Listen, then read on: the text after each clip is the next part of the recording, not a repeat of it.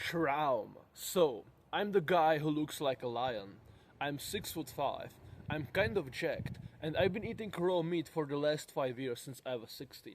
And in this video, I will show you what I eat on a random day.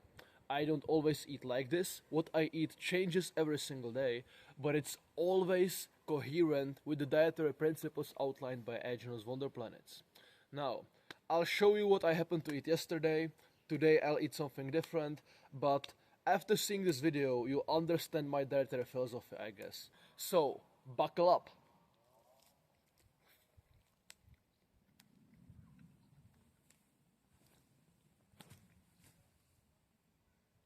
I'm kind of surprised I caught it, honestly. This is how I wake up in the summer. Outside, in the elements, in nature, sleeping amongst the wolves. Nah, it's just my backyard with the dogs. Alright, this might seem like a complete overkill. Like, wow, you are fucking crazy, why do you sleep like this, bro? But I assure you, it's not done out of any extreme reason, like, oh, I need to be tough and I need to sleep outside because I'm primal and I live in nature and shit. Like, no. It's nothing like that. It's just, I've been sleeping on the ground, usually on the floor, right next to my bed for the last, I don't know, 6-7 years. I didn't actually realize, but yeah, 6-7 years. And I do it for comfort, because before I used to get like back pain and stuff like that from sleeping. And it would be very uncomfortable for me to sleep in bed. So I started sleeping on the floor, and it's so comfortable for me that I sleep on the ground. When I sleep in my bed, then I will toss around, turn, I will change my side, sleep on my back, on my stomach, and then my back hurts. When I sleep on the floor, then I lay down on my side, let's say on my left side. Then before I fall asleep, I turn on the other side once. Then I wake up after 7 or 8 hours or something like that. And I'm sleeping on the same side in the exact same position that I fell asleep in. Because it's just that more comfortable. So I sleep on the floor for that reason. And because it's very warm and it's comfortable to do so, I sleep outside rather than inside because there is more fresh air, there is cold breeze cooling me down. It's extremely pleasant to sleep outside when it's warm enough. Like, these dogs usually sleep inside on cold tiles of the floor, but they refuse to go inside because of the rain. It's cold and pleasant outside after the scorching 40-degree summer here in Europe. So yeah, that's why I sleep outside. Not because I'm primal living amongst the wolves, but because it's literally more comfortable than to sleep in the bed. You get woken up by the fucking birds singing, and you get gently woken up by the sunrise. So yeah, do you know how these people who follow Jack Cruise, they have to wake up at like 4 in summer to see the sunrise? I don't have to wake up. I sleep outside, and my skin naturally sees the sunrise or something. I don't care. Note, I also try to sleep in the garden on the grass, which is probably healthier and will make you way more grounded. But whenever I sleep on the grass, there is a million ants crawling all over me. Surprisingly, no mosquitoes. I get like no mosquito bites, which are like itchy at all during the entire summer, except like one, which I actually don't know why. Probably because I'm not full of sugar like a lot of people, and therefore these mosquitoes don't really go after me. But I eat quite a lot of fruit, which would make mosquitoes go after me, honestly. So, I don't know why. Maybe I'm just lucky. But yeah, these ants are annoying, and if I can, I sleep here. Also, there must be no streetlights going into my face. I have a sleep mask, which I use against streetlights when I cannot make my room dark, but still, I don't want any streetlights hitting my skin or something. I'm in my basement, and The first thing ever that I eat every single day of my life when I can, I don't always have access to this, but when I do, it's the first thing I eat ever, every day. And the reason, actually, this is raw unsalted cheese from Aajonus Wonderplants that I made myself. It's done by putting fermented raw milk into a strainer and having a bowl under it to collect the whey, and putting some cloth over the strainer so the cheese doesn't absorb metals from the strainer. Usually, I have it in a glass jar like this. You can have it like this in a glass jar. And I take the glass jar around so I can eat raw unsalted cheese randomly throughout the day, like cheese trains, or eat it before meals. Or ideally, whenever I go to sleep, I have a jar like this, full of cheese, next to where I sleep, so that I can eat raw unsalted cheese whenever I wake up in the middle of the night, if I do, and whenever I wake up. So, when I wake up, instead of picking my phone to scroll, I wake up and I pick my glass of raw unsalted cheese to eat it. Why do I do this? Because raw unsalted cheese, because it's dry and undigestible basically, and absolutely full of minerals when you eat it, your body uses it like a sponge, and it will absorb toxins and the metals inside of your intestinal tract and inside of your stomach, and absorb them into the cheese, and you will not reabsorb these toxins, and then you will pass them out. You can easily prove this because when you have nausea and are sick and want to vomit, and you eat raw unsalted cheese, nothing else but raw unsalted cheese, then it will literally make the nausea, which makes you feel like you want to jump out of a bridge or vomit your guts out. If you eat this during a nausea, the nausea goes away because the cheese absorbs toxicity. Also, when you do a fast and you eat raw unsalted cheese, then you can see the cheese coming out the other end, looking almost exactly the same like before, because you don't digest the cheese because it's dry and has no enzymes and no whatever. So it goes undigested, and because it's so rich in minerals, it absorbs toxins and minerals. So yeah, the first thing in the morning, I eat a bunch of this. I don't have it in a glass yet because I just made it yesterday. So I will have like a, I don't know, maybe, yeah, like this. I think that's fine. Like 1 tablespoon of raw cheese, and then I will put it inside of this.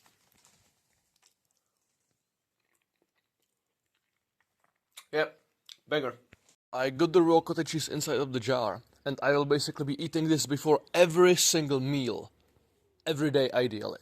Because whenever you eat something, then your body will think, oh, nutrition and minerals and whatever.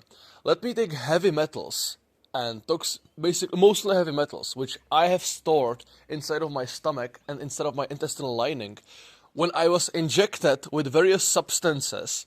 Let me take these things and get rid of them by putting them into your food, because there is nutrition and minerals and fats which can bind to the toxicity and neutralize them or absorb them and get them out of your body. It happens, and then when it goes into your intestines, your body digests all of the food which you've ate, and it reabsorbs, by digesting the food, all of the heavy metals from the injections which you have put inside of your food in your stomach to get rid of them. You put it into your food because there is nutrition to absorb it, and then you digest the food and you digest the toxicity back. Maybe some of the toxins go undigested, but most of them, they come back. But if you eat this, which is not digested, the raw cheese, which will absorb fuck ton of these metals inside of your stomach, and then it doesn't get digested, so you don't digest it and absorb these back, then the food you eat, it doesn't get full of poisons and toxins from your stomach, because the cheese already absorbed it all, and then you eat the food and it doesn't get absorbed into the food. And then you can digest the food without it being damaged by the toxicity. So yeah, that's why I eat raw unsalted cheese.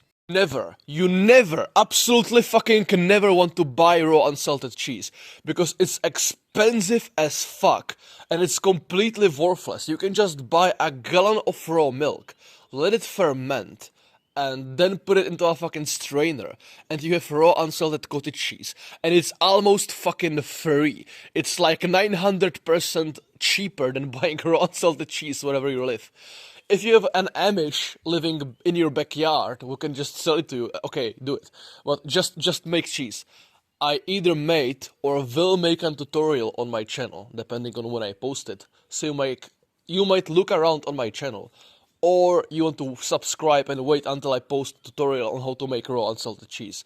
But honestly, you don't need a fucking tutorial. You take raw fermented milk, you put it into a strainer, and you put something over the strainer so it doesn't touch the metal, and something glass or ceramic under it so you can drink the whey afterwards. And voila, you have raw unsalted cheese.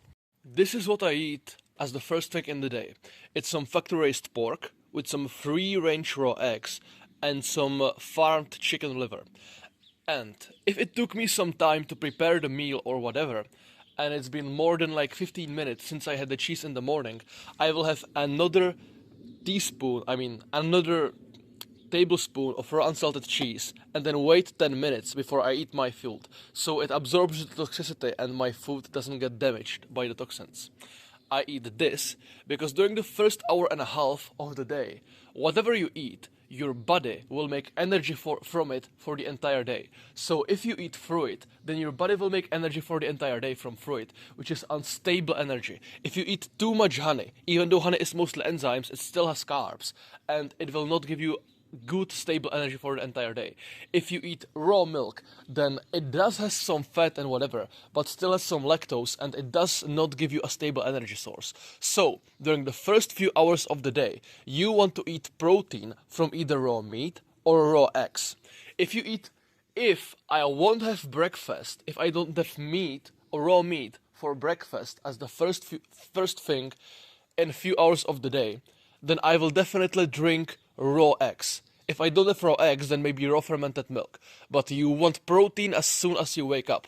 Also because the longer you go without protein, the lower the protein is in your bloodstream, and the more your red blood cells will be cannibalizing each other for protein, which is why when you sleep for like 10 hours after a weekend and you wake up, you feel absolutely groggy. Even worse than if you slept for 7 hours. Because the longer you go without eating protein, the more your red blood cells cannibalize each other, and the worse you are off. So you want to eat protein as soon as you wake up, and you ideally want to eat raw meat. Because raw meat is the most complex and it's the richest protein ever. And Aajonus talked about that if you want to be a complete genius when you wake up, then you need to eat raw meat within the first hour and a half of waking up, because that will give you the best energy to feed your brain.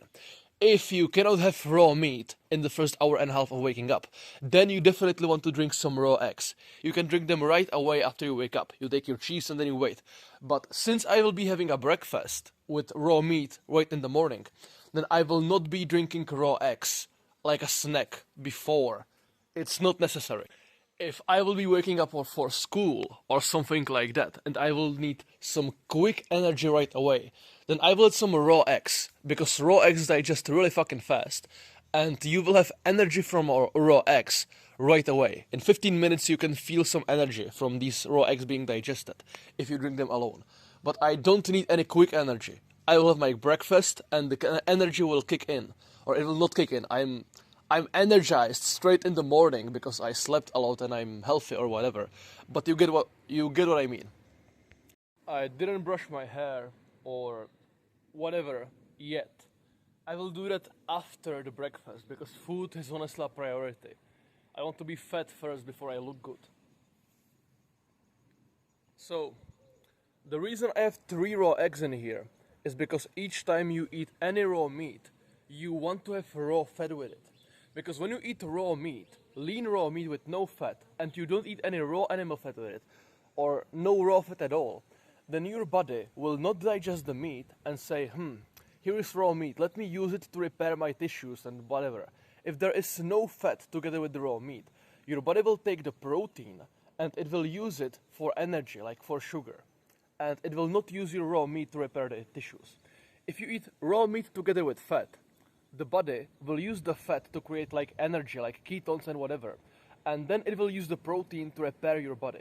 If you don't have the fat, it will not use the fat for the protein, for the energy, and it will just use the protein for day-to-day energy, and it will not make the protein recover your body.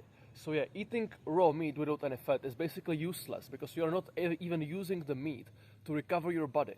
You are just using it for day-to-day energy. It will be probably cleaner than cooked meat, and it will do something compared to cooked meat. But yeah, you need some raw fat together with your raw meat. You can get raw butter or raw sour cream, not raw milk or not raw cream, because fresh cream and fresh raw milk is kind of hard to digest, and it will coat the meat and you will not digest it. But sour cream or butter, that's fine. Or animal fat, sweat, whatever. But if you don't have any external fat source and you don't have fatty meat, then the best and simplest thing, which I've been doing for years, is 3 raw eggs. Raw eggs don't have that much fat. The yolk is not as fatty as people think. It's almost nothing. But 1 raw egg is probably not enough fat for you to digest the protein in the meat enough. 2 raw eggs is probably fine.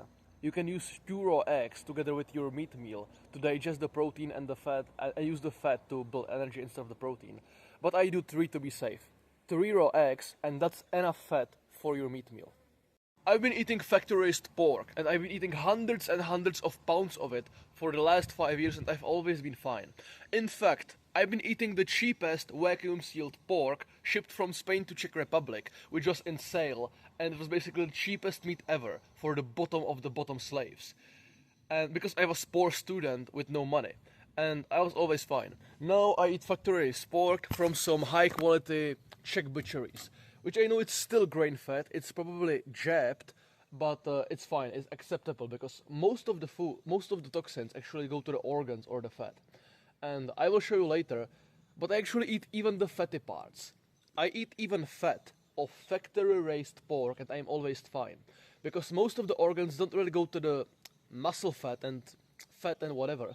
Most of the toxins, I presume, come from medication, if you know what I mean. And I suppose these animals are medicated when they are young, when they don't have most of the fat, which they have on when they slaughter them. So most of the toxicity goes to their organs and their bone marrow. So never eat organs and bone marrow from toxic animals. For example, whenever I eat liver from toxic animals, I get diarrhea, and whenever I eat bone marrow from toxic animals, I get a sore throat. I swallow something and then I have like sore throat. You know what I mean. I get that from factory-raised organs. But I've been eating for the last 5 years, maybe even hundreds of pounds of like pure fat tissue from factory-raised pork from the butcheries in Czech Republic, and I was fine. If I lived in the UK, where the pigs are fed like leftovers in plastic bags, and they eat it together with the plastic bags, I probably wouldn't do that. But here in Czech Republic, when they're grain-fed and whatever, I'm fine with eating fat tissue and fatty cuts of pork. So yeah, that's why I eat factory-raised pork. That's why I eat raw eggs together with my meat meal. And if I had no raw eggs with my meat meal, I will have some fat tissue. If I had some fat tissue, I would not need any raw eggs together with it. Then I have some raw liver. It's kind of older. And no, I actually don't eat like small bowl with 1 piece of raw liver in it just for the effect. I don't eat 1 raw liver a day. No. I go to the farmer supermarket or I go online and I buy like a batch, like a bag or as much of basically raw chicken liver which I can find, which comes from a free-range farm, and I eat that. It's probably been injected, but it tastes really good and makes me feel good and never gives me negative reactions which I usually get from that organ, so it's fine. And usually I don't like have some muscle meat and then 1 piece of liver. I usually just, if I've had enough liver, I will make my entire meat meal just liver and some fat source. Or maybe I will take half muscle meat, half liver. But I basically eat liver whenever I have access to it. And when I don't, then I don't eat liver. I don't have liver that often. It's like few times a week, basically. If I could have eaten liver every single day, then I probably wouldn't do it. Because at some point your body tells you to stop. But yeah, I just randomly eat liver when I have access to it. And if I have some other organs, I will eat some other organs. So, I will show you how to actually eat raw meat. Because most of you guys don't fucking know how to eat raw meat. Most of you idiots on Instagram, you take raw meat like some fucking dog, and you bite into it, and then you are fighting with it like a fucking retard. And then, when you try to rip the pieces of meat from the meat, you have a bunch of meat stuck inside of your teeth, and it's fucking... It's not pleasant. What you're supposed to do is to have a fucking knife. Every single fucking Eskimo and Nenet and African tribesman out there eats raw meat like this. And I even didn't have to learn it.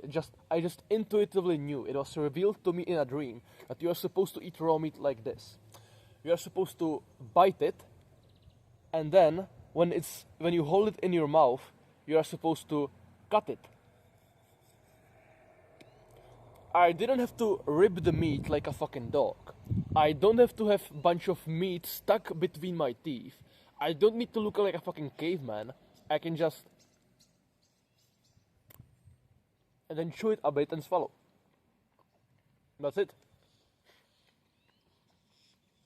Like, why the hell would you go like a fucking dog? You're not a dog. You're a guy. Just cut it. Use a knife.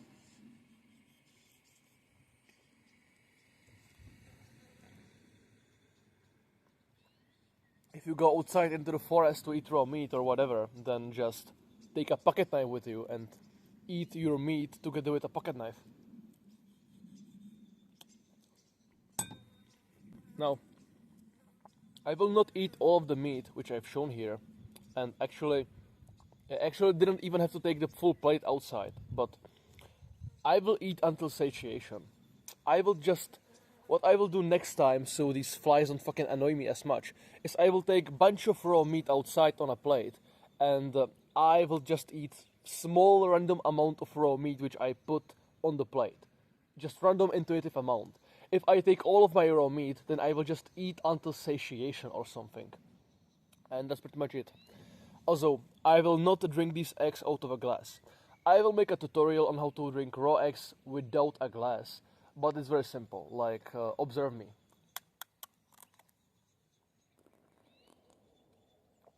I make a small hole, I drink the egg white, and then I crack it open like some can, and then I just have the egg yolk like a shot of alcohol. I want to mix the egg yolk together with the raw meat inside of my mouth, because it tastes. I'm certain that a lot of you will find this absolutely disgusting, but I want to share some cruel reality with you guys. Even before the Primal diet, I used to have a lot of bad breath. Mostly after like sugary foods and whatever. And I've noticed it's because I have white tongue. When I eat something which is unhealthy, or even if it's healthy, but it's sweet or very fermented, then I have a bunch of stuff on my tongue, which makes my breath smell bad. And this was before Primal. After Primal, I think it gets like better, but sometimes when I eat something like liver, which is slightly fermented, I can feel, not just me, if you eat something which is fermented, like fermented liver, and you can feel something burning on back of your tongue, like it's giving you bad breath, then you are not supposed to brush your teeth or brush your tongue like a retard. You are supposed to take a tongue scraper.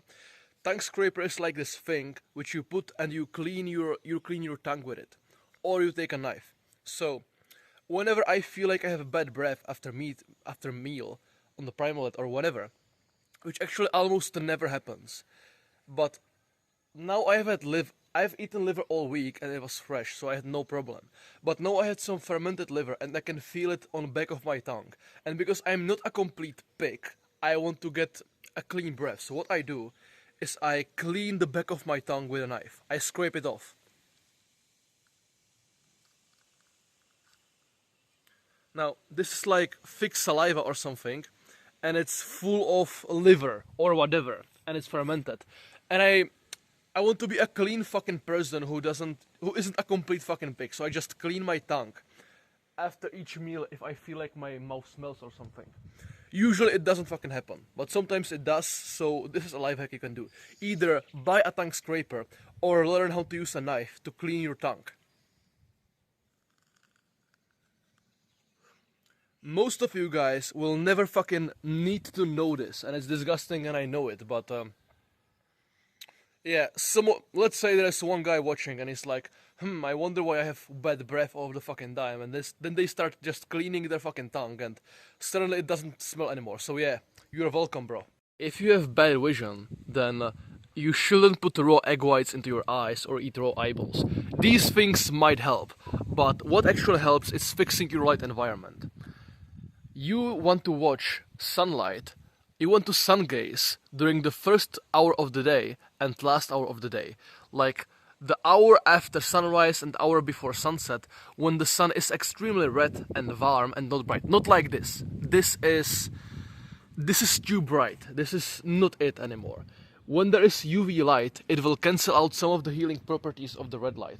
But if you are watching sunrises and sunsets, then the red light, which is not blocked by any of the UV light in there, it will fix your vision. There are studies showing that red light, which is present basically in the same form in sunrise and sunset, heals your vision. It makes your vision better. And second, you want to wear blue light blocking glasses whenever you are in artificial blue light, which is basically any artificial light. There is almost no artificial light which doesn't have blue light in it. And artificial blue light, which is not accompanied by a red light or UV light or whatever, will fucking destroy your vision. It will destroy your, your retina. Imagine your eyes are like a camera, and to your vision, what you actually see is your retina. Retina are pieces of your brain which are inside of your eyes, which make you see. Now, if you eat raw eyeballs, or you put raw egg whites inside of your eyes, you are fixing the camera, which might help, honestly. But most of the times, I believe, the problem isn't your camera, your eyes. The problem is your screen, which the thing is being projected on. And you don't fix your screen by fixing your camera. You fix your screen by watching sunrises and sunsets and by not destroying your eyes and your retina with blue light, with artificial blue light. So yeah, that's just a fun fact. It's too late for me to do that, but yeah, also if it was early, then I wouldn't see it because it will be over the horizon. But yeah, sun gazing when the sun is low, that's great for your vision. I will make a tutorial on how to drink raw eggs out from the shell with no glass, but you can follow. Well, there are actually like 3 ways to do it. There is the Aajonus way, which you know probably. It's like ta-ta, ta-ta, and you suck it. There is my way when I do it like I drink the egg white, then I open it, and I have the egg yolk. It's so easy actually. I think it's less effort than putting it into a fucking glass and then cleaning the glass. Now I will go and I will take a cold shower. And yeah, this is how I look like. I don't even lift, I just randomly eat raw meat, and I'm 6'5" by the way. So I'm not a proponent of cold showers because, oh, it makes you create UV light and Jack Cruise reasons and whatever. It's basically, it might have some benefits, which I might get in depth in some other video, but in simplicity, I do it for pleasure. I do cold showers for pleasure, because in summer, when, let's say, cold showers in winter are not such a good idea, because you are cold, which is unpleasant. Then you get into a cold shower, which is even more unpleasant, and then you get out, which is even more unpleasant, and it's stressful all 3 points of the way. In summer, you are warm and crave heat, which is pleasant. Then you cool yourself down because you want to, which might be a little shocking because of the cold water, but it's still pleasant because you were warm and now you cool yourself down, and it's pleasant. And after you get out, you warm yourself up again in sunlight, and it's pleasant again. And then in sunlight you don't feel hot, you feel fresh. So I basically do this for pleasure. There are some more benefits. For example, it does increase your dopamine. If you do it too much, then you get addicted to it and it will fuck up your health, like in the winter. But getting shocked from the cold shower actually makes you feel good for hours and hours for the entire day because it increases your dopamine. You don't want to increase your dopamine at the expense of your health and stressing yourself the fuck out. But in summer, when the water isn't even that cold, honestly, it's present. And I usually don't shower in the morning. That almost never fucking happens because I always thought it's so fucking stupid. Imagine going into the shower in the morning when you just spend the entire night sleeping and not getting dirty. Like, you get me? Like, why do you shower? If you shower, it's because you want to get yourself clean. So, why are you showering when you are clean in the first place, when you are sleeping? Only reason I will shower in the morning is if I'm sweating during the night because it's very fucking hot, or because for random reason I want to, for pleasure, which is what I will do today. Because today it was like 36 degrees for a week straight or more, and now it's like in the morning it's like 15 because it rained, maybe 18, something like that, because it's very mildly cold and it's extremely refreshing and I absolutely love it. So I just thought it could be very pleasurable to take a cold shower and then to go into the cold breeze and to feel extremely fresh and cold. You might not understand what I'm talking about if you are not white and blonde with blue eyes, but if you are white and blonde with blue eyes and you know how pleasurable it gets when it gets a little chilly outside, like being white when it gets a little chilly outside, that's so awesome. So I want to get a cold shower so it feels even more chilly and more pleasant. So yeah, I wouldn't do this in the winter obviously, and most of the days I wouldn't even shower.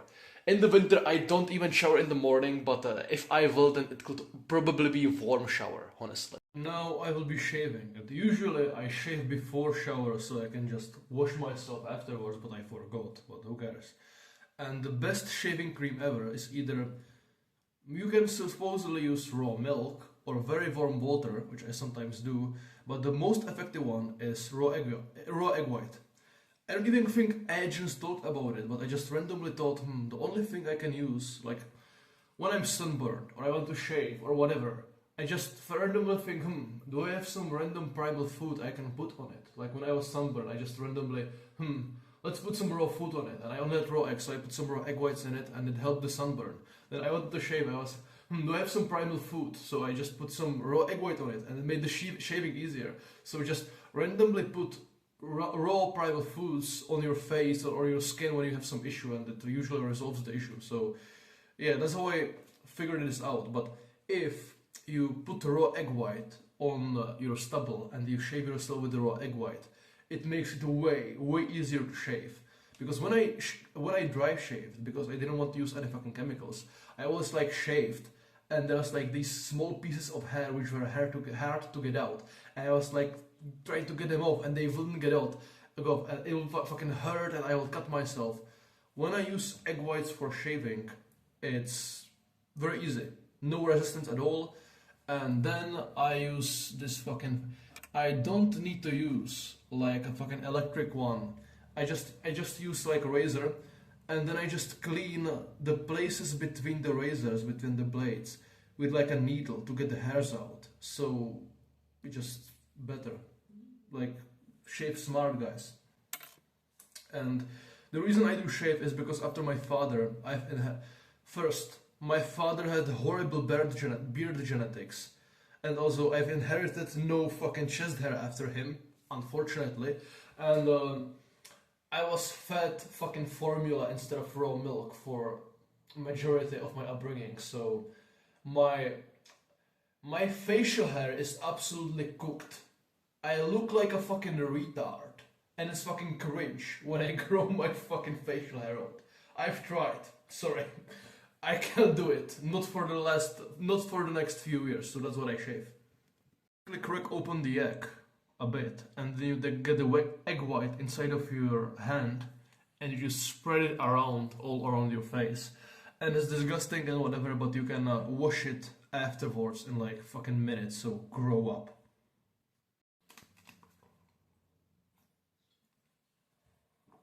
I actually shaved 2 days ago, so I didn't really need to shave today, but I just wanted to show you guys how to shave. And now, this is awkward, but I think I need to show you guys how to fucking brush your hair, because most of you guys are like me. When I started to grow my hair out, this is how I brush my hair. First of all, I didn't have this. I had like a fucking, yeah, something like this, because I thought it's like tough and I can just fit it in my pocket. So it was from wood. It was wooden. It was from wood, so it's better than plastic. It has more aura. But I just thought it's like very easy to bring it around, and I've always had a brush like this inside of my pocket.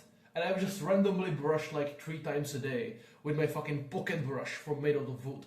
And it wasn't like this, but like this. And I thought, like, when people told me to get this, I was like, whatever, who gives a shit? Let me use this, it's good enough. And what I did is I would brush like this. I would start at the top and I would go like this. And when it would get stuck, which happens all the time because I have thick hair, really fucking thick hair, like a fucking sheep, like, because I'm Aries or something, if you couldn't tell. So, and when it would get stuck, I would hold my hair like this, and then I would violently, like, use force to push against it and to go through the stuckness, like, and what that resulted in was me tearing all of my fucking hair out on back of my head. And I would have my hair like here, but then it would all like, let me demonstrate. Look at the length of this hair and the length of, okay, it's not that visible, but this is shorter than this, and it's not visible anymore. But when I brushed like this, then my hair here would be literally like 4 times as long as my hair here, because my hair here, it would grow like to here, but here it will be like tore off from me brushing like a complete fucking retard. And I've noticed that a lot of people actually do the same thing. They just go through the force and they fucking rip their hair in half. I was ripping my hair in half all the fucking time, and yeah, that's horrible.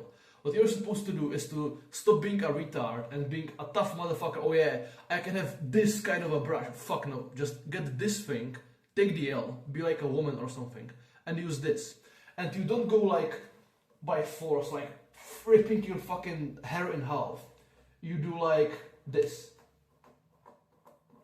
You grab it and you do like, you try to go like from the bottom and go from the bottom up. Like with like, you don't even like sink your brush into it, you just go.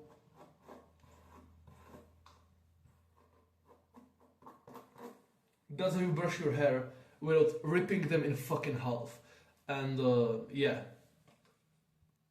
And it's not like I'm teaching you some fucking looksmaxxing here, or that I'm filming myself brushing my hair like some fucking beauty influencer. I don't do this because I'm beautiful and want to show off or teach you how to be more attractive or any of that fucking gay shit. I absolutely don't care about it. I just do this because most of you guys who eat raw meat like me, you grow your hair out. And most of you guys are just fucking clueless teenagers who just never fucking actually learn how to brush your hair, and you end up ripping your hair in half. So I do this just to teach you some basic hygiene or some basic human whatever. Like, this isn't even like some beauty routine. This is just, I'm just brushing my hair, and I'm doing it in a way to not rip out all of my fucking hair. That's not even looksmaxxing, that's just me brushing my hair. It just happened to be in the video, and yeah, but don't get the impression of me that I'm doing this for like beauty. No, I'm just doing this to brush my fucking hair like a human, bro, so I don't have dreadlocks. This is where things get a little fishy. I actually didn't do this for most of my years, but when you have really thick hair, then there's a chance that you have dry hair. When you have like thick, long, dry hair, it sometimes looks completely like shit, because when it's dry, it has no weight, and instead of like hanging down like this, it's like short, and it will be like, you will get basically like an afro. I have wet hair obviously now, but usually I get dry hair and it looks horrible. My hair looks like fucking because it doesn't want to fall down because there is no moisture in it, and it looks like a fucking afro or something, and it looks laughable. So what you're supposed to do is to moisturize your hair, which might sound fucking gay, but honestly I don't care. I just don't want my fucking hair to be like a fucking bird nest or something. If your hair is too dry and it's thick, it probably looks like a fucking bird nest, and I don't want that. So what I do, what you can do is, and yeah, I'm aware, you can use raw milk inside of your hair. You can use raw eggs to wash your hair with, and even apple cider vinegar, and then your hair will be thicker and whatever. I know all these primal things for your hair, but they make your hair thicker, more beautiful, they may prevent hair loss, but they don't make your hair more moisturized. They keep it fucking dry. It doesn't fucking work for dry hair. So what I do is either you can use coconut cream or something like that, or I'm not affiliated, it's this thing. It's some hair moisturizer, which is 97% natural, and it's made from biodegradable chemicals. Unfortunately, it's not something I would eat, therefore I shouldn't put it on my skin, I understand that.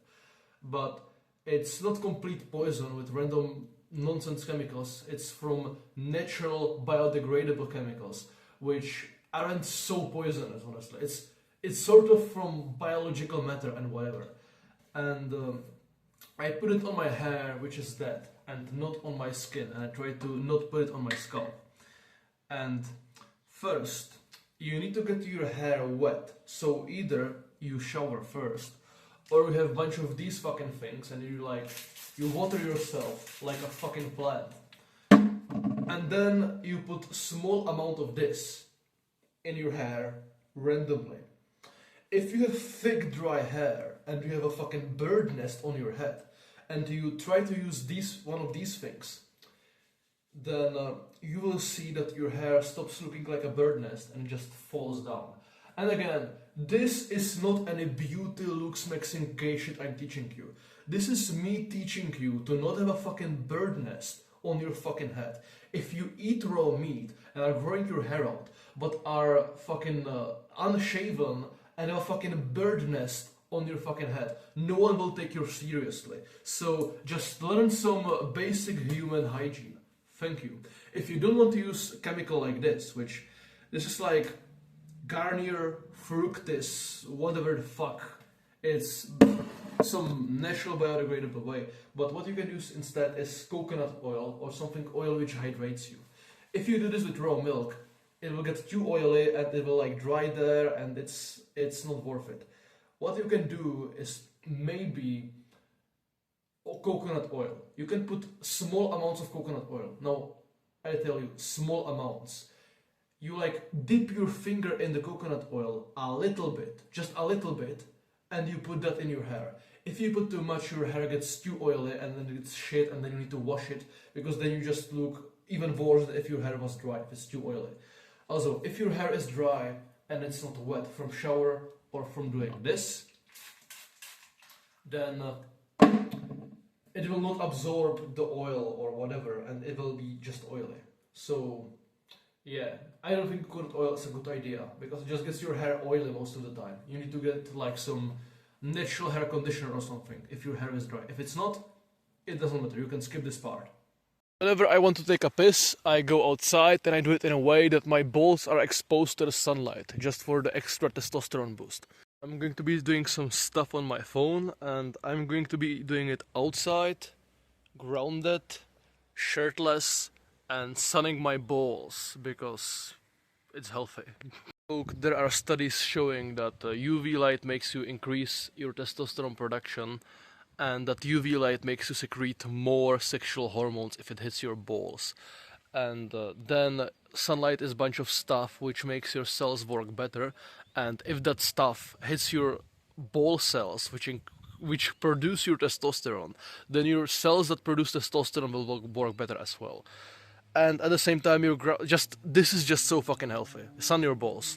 Certain someone in the Primal community who keeps saying, oh, cucumbers are the best aphrodisiac, guys. You guys should eat cucumbers for better boners, because it gives you better blood flow or something. And that might be somewhat true, I don't know, but cucumbers are the least fucking effective aphrodisiac on the primal diet ever. Like, sunning your balls is 1,000,000 times more of an aphrodisiac than eating raw cucumbers. And even on the diet, there are more effective aphrodisiacs than cucumbers. For example, eating raw garlic together with your meat meals. And then there are some formulas and other stuff. And if you want to learn more about these aphrodisiacs, then you might check out the first link in the description and my school, where I cover a bunch of stuff about the primal diet, including aphrodisiacs, out of which fucking raw cucumbers are the least effective ones. They don't even do anything, honestly. It's time for me to feed the dogs, and nope, these are not my dogs, but the owners are gone for a few days, so I'm tasked with watering the plants and feeding the dogs. And I'm not going to kill you, they usually get cooked meat. They get like a cheap meat stock, but it just so happens that we have some leftover raw meat for these dogs. So yeah, today they are going to be eating raw meat. And the black dog, she's very fat because her previous owner was a woman with horses, and the dog was always snacking out to the grain reserves or bread reserves or whatever that she was feeding the horses. And she was eating as much bread and other pastry that she was allowed to, so she grown very fat, but she lost a lot of the weight since she was here. And she's like the one of the dogs who has the balls to see this hole in this mosquito net, this fly net. Most of the dogs, they don't go through it because they respect the door being closed, and they don't go inside when the door is closed, even though they can through the hole. But she just came when she was old already, so she didn't grow up with the rules. So she absolutely ignores the rules, and she just defies the system, and she goes through the hole whenever she pleases. Like, so I will be feeding them now, and she needs to be away from the other dogs, because if they are eating together, then the one-eyed one and the black one will fight over the food. So they need to be outside and inside, like, change. They must not be together. And I'm supposed to get all of these 4 ones inside and the black one feed her outside. But it's easier to get the black one inside because, like, look, uri, poj, uri, poj, uri. The other dogs won't do that because they respect the rules. And who dares wins. Poj.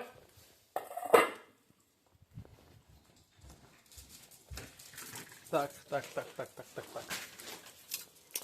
And then the meals were pretty small because we didn't have that much meat for them, but yeah, they will get a bigger dinner.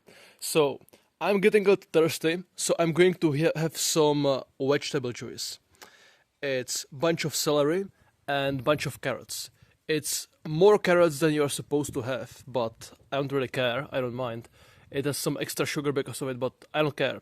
You might say it doesn't look appetizing, but honestly, celery juice looks appetizing as fuck when it's cold and it's hot outside. And second, the carrot juice makes it look a little muddy, but pure carrot juice is orange like egg yolks and tastes sweet and juicy as fuck. And this thing actually tastes pretty fucking good. Now, you are not supposed to have vegetable juices. Oh, there's someone there. You are not supposed to have vegetable juices 1 hour before and after a meat meal because they dilute your stomach acid for like an hour. So I had to wait for an hour after the meat meal, and I will not be eating any protein hour after vegetable juice. Some people, when they have vegetable juice, they need to have like some raw egg with it or some raw cream because it can be somewhat detoxifying or whatever, and having some fat in it can make it like more stable. But I don't really care. I don't actually even need vegetable juices. The reason primal dieters drink vegetable juices is because when you eat too much raw animal foods, then you start to detoxify too much of the stored toxicity, and you will get too acidic. And when you get too acidic, you will lose your appetite. If you consume vegetable juice, you will get more alkaline. It will alkali and clean your blood and give you some alkaline minerals to how do you call it? To cancel out some of the toxicity inside of you. Whatever. And because you drink vegetable juice, you then stop being over acidic and you will have more appetite for raw meat, and it does help people. I actually don't need this. Most of primal dieters today don't need this because most of primal dieters today are young Europeans who have had way less injections and have been eating way less garbage than Americans who start the diet at like 15 or 16. And Aajonus himself said that first, if you grow up on the diet, you don't need vegetable juices. You only need them because you are toxic and over-acidic. And second, if you start the diet around the age of 15 or so, then you don't really need the vegetable juices because you haven't been damaged to the point that you need them. So I started the diet around 15, 16, and I do not need vegetable juices. I have a lot of appetite without vegetable juices, but whenever I drink them, my body tells me to drink more of them because they make me feel good. They make me feel like, yeah, I've been missing something. This is it. I need this. My body, my intuition, and my senses and instincts tell me to drink this because it makes me feel good. It also tastes good as fuck. And it's not very hot today, but when it's really hot, then it's really pleasant to drink this when it's cold. And it's way more hydrating than water. So since if it was the winter and it wouldn't be hot, and I would have plenty of raw milk, for example, to hydrate myself with, I wouldn't have this. I will have raw milk. But because I don't have enough raw milk today, then I drink this during the heat. I drink this instead of raw milk. It's more for pleasure and hydration, and then maybe some untold benefits that I get from drinking this. Not really because I need this. And you probably don't need this either. Aajonus himself said it's the least important part of the primal diet, and you only do it in order to get appetite to continue with the primal diet. I have the appetite regardless, so yeah, this is for pleasure, for taste, and for hydration, because this does hydrate me better than water. But it's inferior to raw milk, obviously. I want to sip this and drink this as slowly as possible so my body stores most of it and uses most of it as it wants instead of pissing it out. The slower you drink anything, the better you use it, and the less you piss of it out. So I want to drink not much. I want to drink it very slowly, which is hard because it tastes really fucking goodly. With the carrots, it's sweet, it's just so goddamn good. And I basically made this from store-bought celery and store-bought carrots, which probably have like not glyphosate, maybe because I'm in Czech Republic and not like America. But yeah, I do this from store-bought non-organic vegetables. But what I do is I wash them, I submerge them for a few minutes in a solution of water and baking soda, because there are studies showing that if you make a solution of water and baking soda, it does a good job on removing pesticides from the stuff. What Aajonus did, he made like a solution of raw milk, whey, and apple cider vinegar, but I believe that baking soda might be more, even better. Don't mix baking soda and apple cider vinegar, because apple cider vinegar is acidic, baking soda is alkaline, so it would like cancel effects of each out. But yeah, you can wash it with baking soda and water, the vegetables, to get most of the pesticides out, I believe. I would never do vegetable juice if I couldn't wash them with baking soda or apple cider vinegar thoroughly, because then the pesticides, that will be just too much. But I believe the baking soda can get a lot of the stuff out, so it doesn't really concern me that much. Since it doesn't really concern me to alkalize my blood properly and whatever, I've actually diluted it with water as well.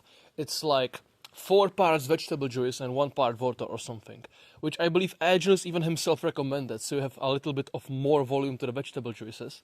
It's still alkalizing as fuck, and it has more fluids, which it can hydrate me. And if I won't feel hydrated enough, then before lunch I will be drinking this basically.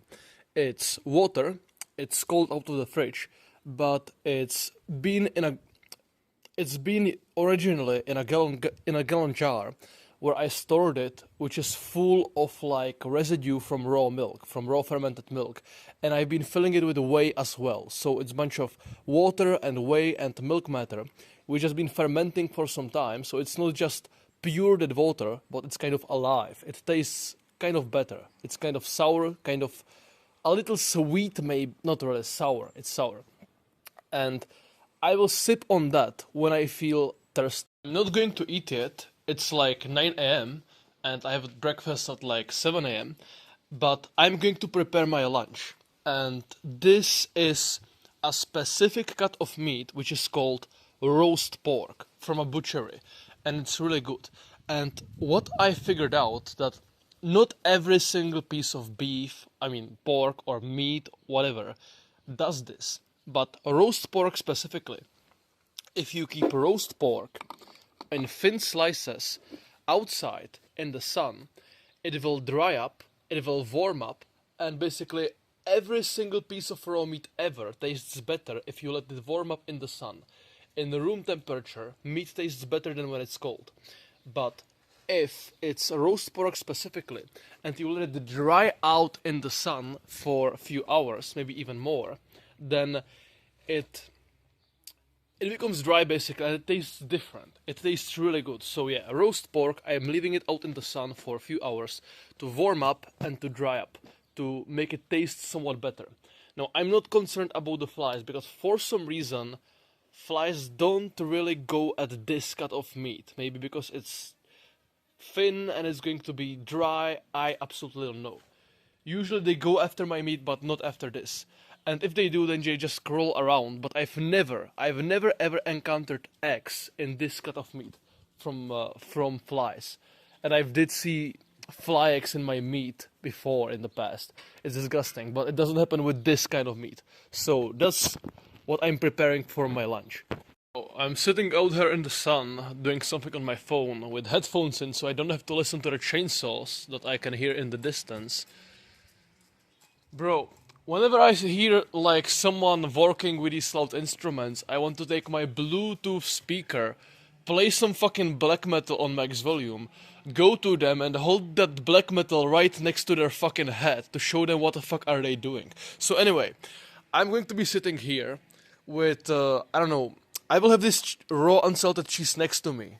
I will probably take this like this, I'll get it next to my chair, and I'll put it on there, so that I have it on my eyes. And every, I don't know, 10, 15 minutes, 20 minutes, 5 minutes, randomly, whenever I remember, I will just go, and I will have like half a teaspoon, or even maybe less, of raw unsalted cheese.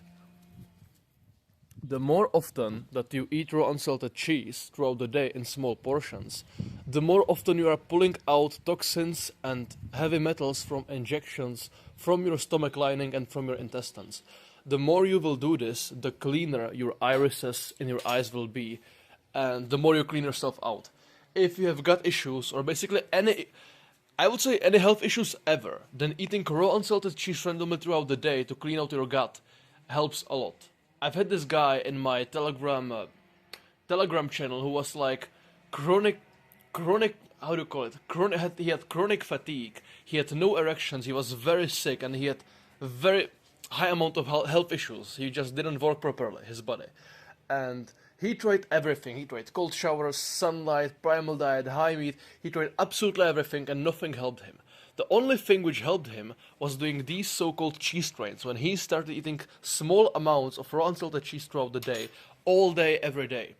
He started to do that, and then his libido came back and his health gradually started improving, because he fixed his toxic gut, which then allowed him to get nutrition from his food and to sustain a microbiome and bacteria levels in his body and in his gut, to produce hormones and make his body work properly and whatever. So yeah, cheese strains are extremely important part of the primal diet. It's extremely underrated. Learn how to make raw unsalted cheese. You need to do that. It's extremely beneficial to do this. I'm going to make a milkshake, which I will be drinking before, during, and after my workout. So, first of all, I will randomly take a half a teaspoon of raw unsalted cheese, because this should become second nature to you. The same way you walk past your phone and like a retard you pick it up and check your notifications, then the same way it should be second nature to you that each time you walk past by a raw unsalted cheese, you should take a fucking cheese strain. So I will be making a milkshake out of whatever amount of frozen milk this is. 4 raw eggs and some honey. And now, usually I actually wouldn't have the honey. I will just drink raw milk, raw fermented milk with the raw eggs. And I wouldn't have the honey. But considering it's very warm and sunny outside, which makes me better at digesting sugars and dealing with sugars than if it was, let's say, the winter. And the fact that I'm going to have a workout, so I will be burning a lot of energy, then I will use the honey. Otherwise, if it was the winter, or I was not going to be working out, I would probably skip the honey and only have the eggs and the milk. If the milk was fresh, nothing would change. If I had fresh milk, I would make the same exact milkshake. But it just so happens that it's summer outside and that I store it outside so it ferments or whatever. Because I don't have space in the fridge. And in the basement it's not cold enough. So yeah, I will have fresh milk. I am not opposed to having fresh milk. Fermented milk is healthier, let's say, because it's more fermented, it's pre-digested. The lactose is broken down, it has more probiotics, it has more K2, it's better for your bone development, whatever. It's better. But I do not drink fermented milk because it's better for me. I drink fermented milk because it simply ferments, because I cannot stop it from fermenting. And I'm lazy to wash the jars.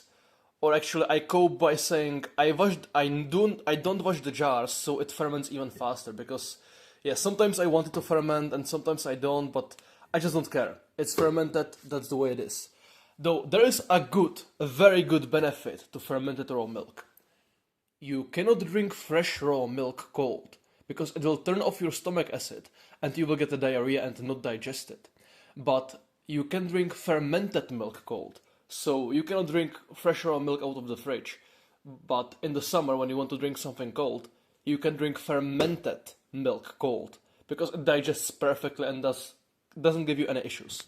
First of all, I will obviously stir it around, and I will obviously not get rid of the egg white, because the only reason to say that you're able to say that there are anti-nutrients in the egg white and whatever is because of some unnatural scientific papers saying, oh, there is avidin which binds to biotin inside of the egg white.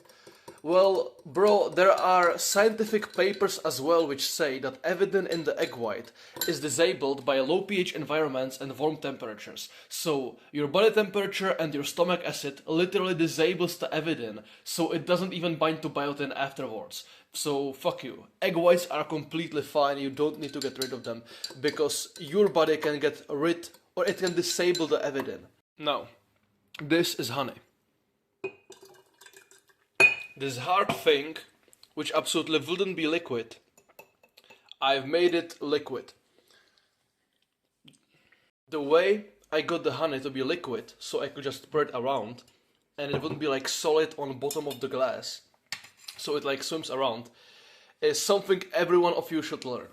You take the honey, you put it inside of your mouth, then you drink some liquid, like some raw milk, maybe egg white, or maybe some water.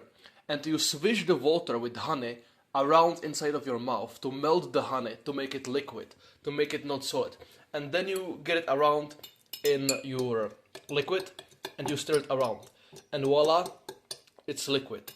You can just put honey and put it into the liquid and expect it to melt, unless it's fucking summer. Or unless you want to put it in a bowl of hot water or something complex like that, no. You just take the honey, you put it inside of your mouth, you swish it around with some liquid and you spit it into your milkshake. It sounds disgusting, but grow up. It's so convenient, and how can you be afraid of your own saliva that you are literally swallowing 24/7 anyway? Oh, this is quite a lot, but considering that I'm 6'5", physically active, and that I'm not actually going to eat that much meat or fat today, and that I'm not drinking raw milk all day, that basically all of my calories come from breakfast, which is some meat, dinner, which is some meat, and then this milkshake in between, it's not a lot, honestly. This is nothing. I will probably drink this during the workout, then I will have some left after the workout, and I will finish it within like few hours. It's not that much. I don't know how much this glass is, it's like 1.5 liters for sure, maybe some more, I don't know, more, but yeah, this is perfectly fine. I don't have a lot of meat today, so this is good. So before, when I was developing, when I was like 16, 17, 16, 17, then I will be able to drink like a gallon of raw milk a day. A top with 2 meat meals to add to that, and I will be fine. And I don't think I was overeating. So yeah, 2 liters of a milkshake and then 2 small meat meals. That's actually nothing. I think that when I drink this and eat all of my meat today and whatever, I think I'm on a weight loss diet, honestly. This is probably a weight loss diet. I'm not even like eating that much. On my way to the gym, shirtless, grounded. And unfortunately, it's only 25 degrees Celsius, so it's not going to be as fun. It will be more fun if it was hotter and I will be sweating and covered in sweat, and then I get very thirsty and then I drink the cold milkshake. That's more fun, but at least it's not cold. 25 degrees, slightly, it's pleasant, but for the purposes of a workout, being warm and sweaty is more fun. So, we are here. This is my workout place. I work out once to twice a week, pretty much, and I work out Mike Menzer style. I work out like 20 minutes at most during a workout, and that's it. I train some jumps. I jump so that instead of training legs, like for size, which I don't need to because my legs are big, I train for explosivity. I jump so that I'm better at jumping over electric fences around farms that I work at, so I don't have to climb under them. Then I work out my neck, because then when I have thicker neck, it's harder to knock me out when I have friendly matches of boxing with my friends, or it's harder to manipulate my head when I do wrestling with my friends. Then I do some pull-ups to have thicker and wider back and look more intimidating to people. And then I take this squat machine, that is like machine for doing squats or something, and I do overhead press with it. I push it up, because when I'm on some fun event with some people, friends, or on a festival or whatever, then I can just come to someone, ask them how heavy they are, pick them up, and lift them overhead. Like, you will be surprised, you can just ask people around if you can pick them up and lift them overhead, and you can just do that. I'm 6'5", and I just go around the festivals and I ask them like, hey, how much are you? And if they are less than 75 kg, although I can probably lift like 80, maybe, under 80 kg, I just like to pick people up, especially women, and lift them overhead. It's extremely fun. I think it's worth the trade-off. 20 minutes of stress for being fit for a bunch of situations 24/7. Maybe it's worth it, and maybe I'm just insecure because I'm not tall enough or something. So I need to compensate, and I want more size, and I think that's it actually. I think I'm compensating for my jawline, and that's why I make myself suffer by working out for 20 minutes a week in nature.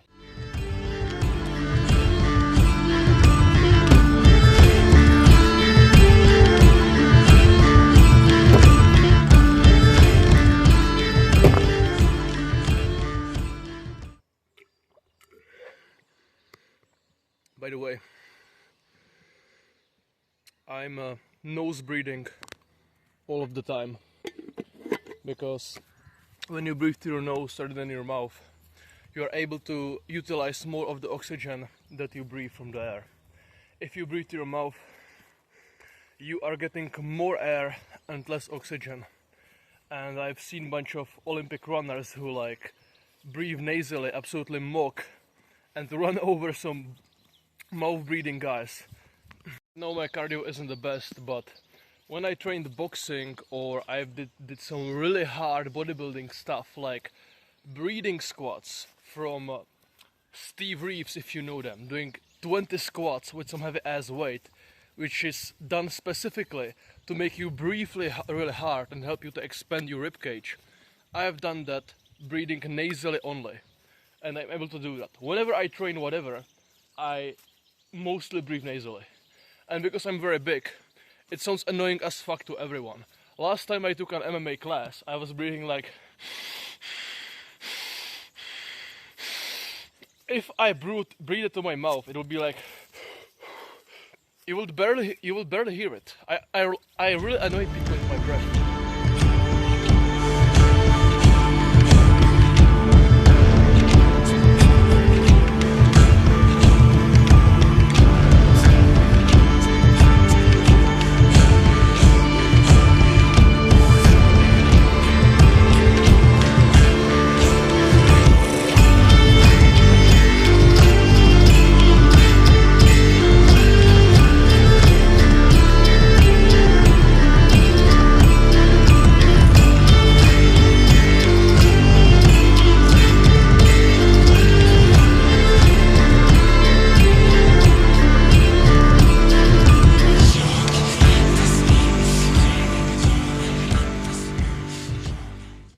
When you do it properly and you can feel your muscles being fucked up enough, which I do, this is all you do.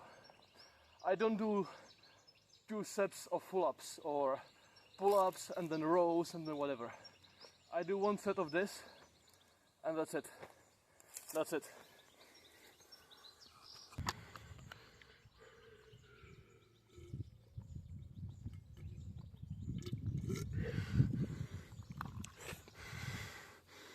A hair flavored milk. I'll be doing something.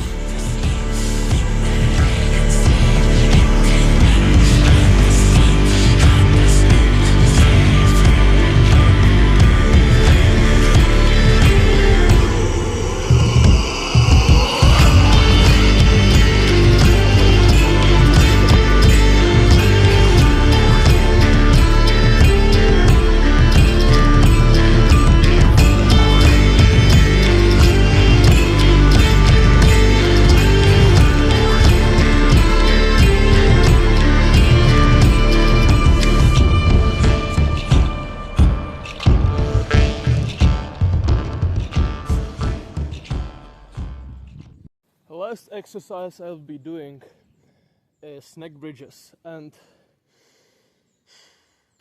I know Mike Tyson said that it destroyed his spine, but Mike Tyson was doing this exercise 15 minutes a day, every single day of his life. I do it 2 minutes a week. That's it.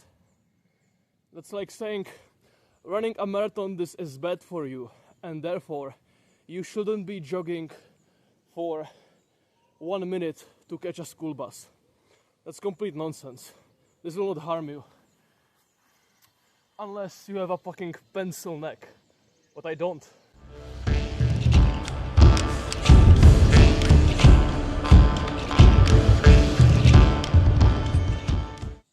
Each time I do this, I wonder less and less about the times I got punched in the ring and haven't got knocked out, even though everyone thought I should have been.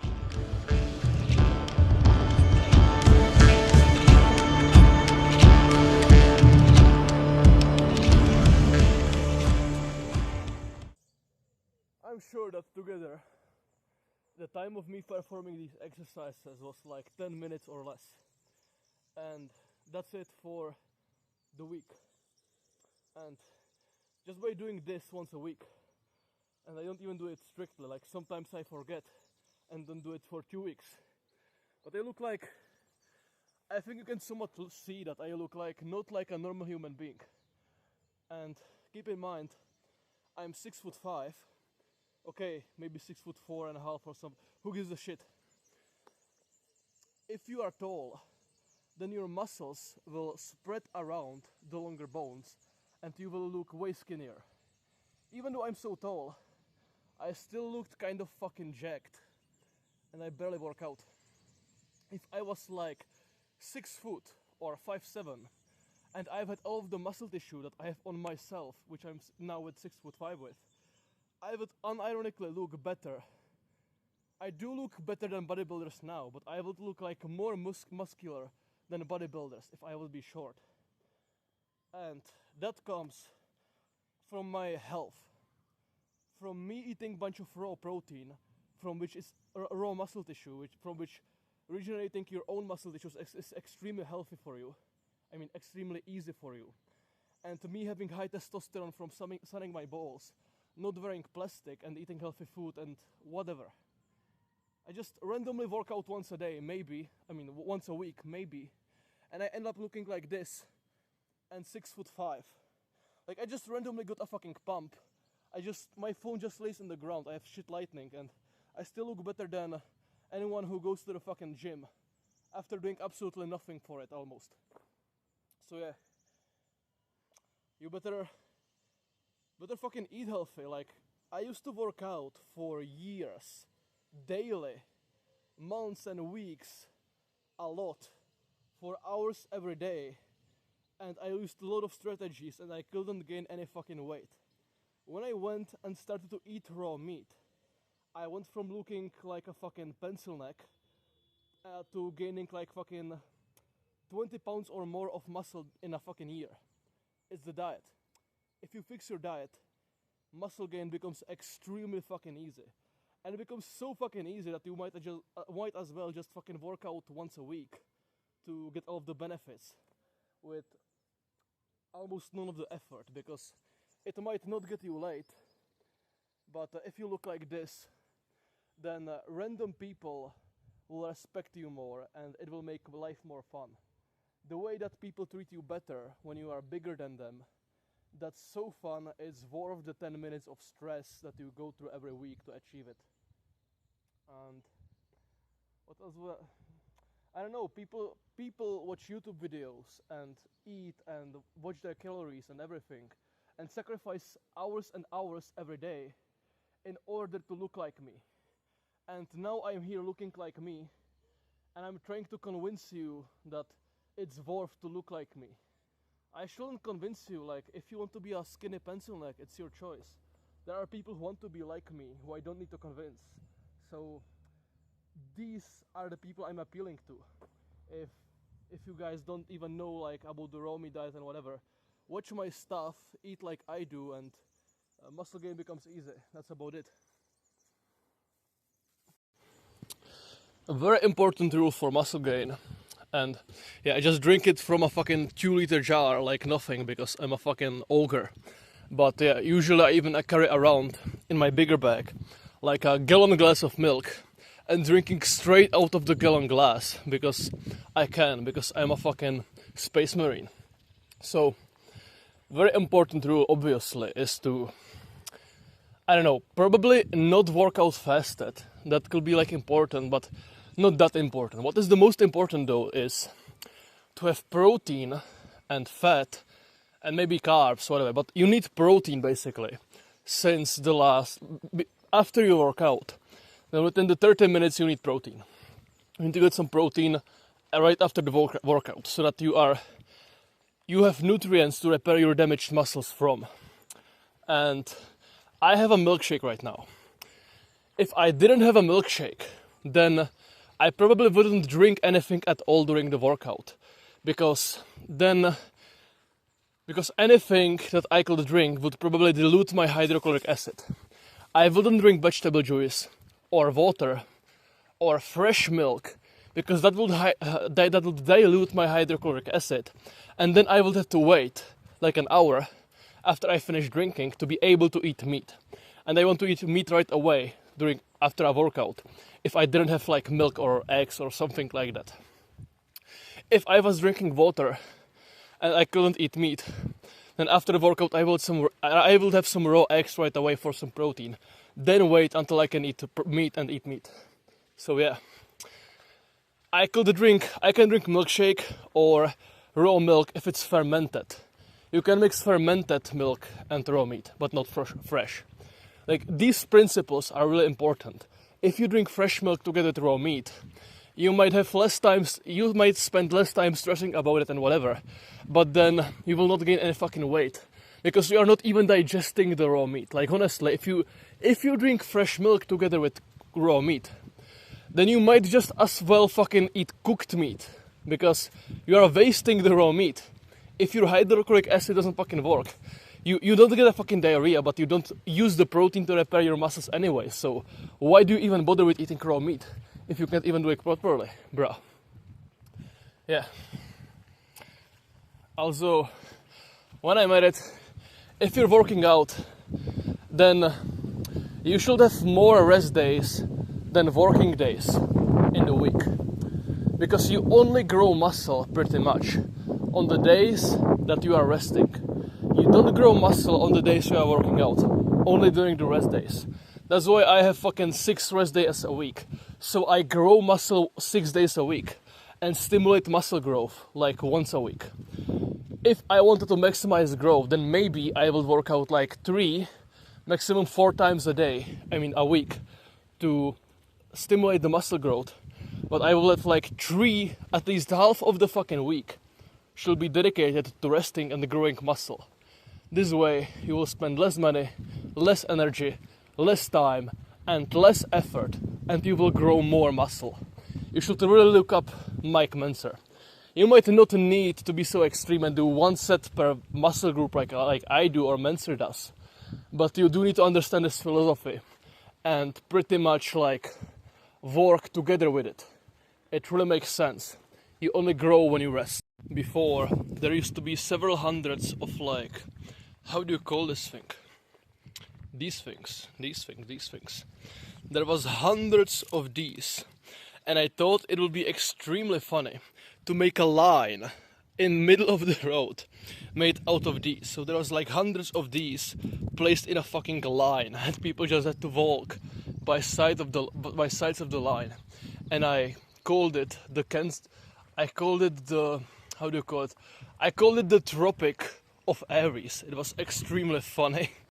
Oh, and by the way, this is just how I look like. Randomly, almost without working out, and I'm 6'5" as well. Like, honestly, it's not unlikely that I'm even like lying about not working out. If I actually worked out for like 1 hour a day, 4 times a week, in a gym, very hard, and then I would be lying about not working out. Considering how I look, that could be very well possible. Like, it's not that way, but I absolutely wouldn't be surprised if I worked out 4 times a week for this, hour a day, and then I would have to be lying about not working out. If I secretly worked out 5 times a week to look like this, it wouldn't be surprising actually. And yet, I really work out like one time a week. And then I work on farms, which is also physically demanding. But yeah, this is mostly from my diet, honestly. Like, I look so good. I'm qualified to like, I could even make money by teaching people how to get jacked. Which I actually do. If you want to get jacked, it's the first link in the description. I'm going to lie, I feel pretty drained after the workout, but that's normal after the Mike Mentzer style of exercise. When you go to failure and then on the last rep, you keep pushing and pushing until you can't hold a rep anymore. It's extremely intense, yep. And if you do it for enough exercises, then you will even feel your head spinning, and it will be hard to stand on your feet, and you will feel your brain working less. But it takes you 20 minutes, and then you're done for basically the week, so I really don't care. And now it's time for lunch. And here it is. It got like crusty and dry. There is few flies in it, and there might be some eggs in it, because even ants, holy hell, I didn't expect ants. Okay, I'm not going to lie, I understand this is disgusting, sort of, and I will not offer this to my wife or something, but for myself I don't really care. There wasn't a lot of flies flying around it, which there will on some more moisturized kind of meat, and now it's dry on the top, on the bottom it's not, and it tastes really good, especially the thin slices. It tastes incredibly good. You won't believe how good this thing tastes, and I will be eating this together with some raw eggs, which I will go pick up upstairs, and maybe a small piece of raw garlic that I will bite slightly together with it. Now, garlic, yeah, it's toxic. a little bit, I don't care. I'm going to be eating so little of it that it's insignificant. And that small amount of it will make it taste better. And garlic is a very potent aphrodisiac, which will make me way harder. I think the benefits of the small amount of garlic outweigh the drawbacks, honestly. And I'm aware that there is some sort of poison which makes your brain work less, or something like that. I don't really care. It's one out of a few meals. Actually, I haven't had garlic for a long time, but this delicious, dry, oily piece of meat, I will have it with some garlic for a better experience. In order to not get flies or ants on it the next time, I will probably put it in some better position, and I will probably pull it out in the middle of some very hot summer noon, inside of the noon, so it's very intense the heat, and I don't need to leave it outside for as long as I did. I left it outside for several hours. That is kind of excessive. I should probably put it out like, I don't know, few times a day in big heat and maybe dry it in some other. I absolutely don't know. I will figure this out eventually because I love how this tastes. But I do admit I don't have to do it so barbarically, like just eating it out, letting it be out and having eggs be in it. Yeah. I mean flies. I wouldn't be surprised if I found some fly eggs in it. My brain isn't working after workout. But I don't see any yet. Maybe under the meat, I don't know. But yeah, the ants and the fact that the flies were around it, that's kind of gross. But I absolutely don't care because this tastes really good. Of course, before I dig in, I will have my cheese train. Before your meals, you have more cheese than during just a cheese train. Yeah, it's unnecessary, but I don't care. It's zero effort on my part, honestly, to do this. And the reason I will only be eating 2 raw eggs together with this, which actually isn't quite a lot of fat at all, is because I will be taking this butter and I will be making a lubrication formula from it. So after 15 minutes after meat meal, I will have a lubrication formula, which is a fuck ton of fat. And that's why I'm fine with only 2 raw eggs. If I wouldn't have this lubrication formula with it, then I would either eat some raw fat together with the meat meal, or I will eat more raw eggs. Or maybe I will add some raw kefir with a bunch of sour cream. But I do want some fat together with my meal. Making a lubrication formula is extremely simple. All you need is the ingredients and something where you can put hot water. Ideally, you also need a kettle to get some water which is not boiling, not hot, but scalding. Scalding enough to burn you, but not hot enough to pasteurize. And I've basically melted my butter by now. If the water is warm enough, you can do it real fast. What is supposed to happen is that the butter is supposed to become liquid. Basically like this, like water if you will. After you have melted the butter, you can add in the other ingredients. The ratios, honestly, it doesn't matter that much. The only problem which can happen is that because you didn't look at the instructions in the book, you added in a little bit more lemon or a little bit less honey than you were supposed to, and now it doesn't taste as great. You figure that out when you take the first sip. Then you go back to the kitchen, you take a little bit more honey, and because it's still warm, you can just stir it back inside, and you can add it one more egg if it's too sour or something.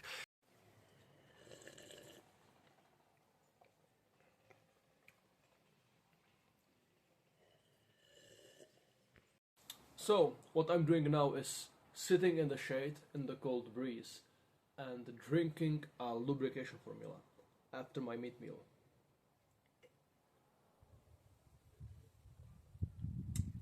Life does get better than this. Maybe even significantly, but not very often, honestly.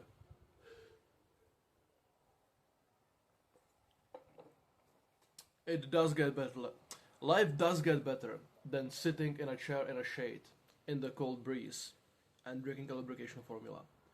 It does. For example, sometimes instead of doing this, I get to lay in the shade in the cold breeze while enjoying a lubrication formula. with my legs on the fucking table. And the only thing that could make it better, honestly, is like having more butter so that I can have 3 times as much of the lubrication formula. And then maybe having, let's say, headphones in my head and listening to like audiobook of Beastmen and Ghouls or Moby Dick or something adventurous like that. Then, at that point, it doesn't get much better.